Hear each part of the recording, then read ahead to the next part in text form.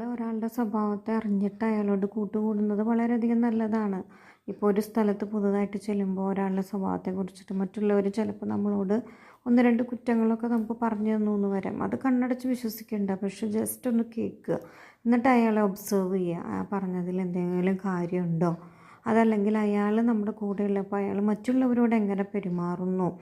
ഓരോ സിറ്റുവേഷൻ വരുമ്പോൾ പലതരത്തിലുള്ള ആൾക്കാരോട്, അയാളെക്കാളും മുകളിലുള്ള ആൾക്കാർ അല്ലെങ്കിൽ താഴ്ന്നിട്ടുള്ള ആൾക്കാർ, അവരുടെ വീട്ടിൽ വന്ന സർവൻസ്, അങ്ങനെ പല രീതിയിലുള്ള ആൾക്കാരോട് നമ്മളോടുള്ള പെരുമാറ്റം മാത്രമല്ല പല രീതിയിലുള്ള ആൾക്കാരോട് അവരെങ്ങനെ പെരുമാറുന്നു, ഓരോ സിറ്റുവേഷനിൽ എങ്ങനെ പ്രതികരിക്കുന്നു എന്ന് നമ്മൾ ഒന്ന് വാച്ച് ചെയ്യണത് നല്ലതാണ്.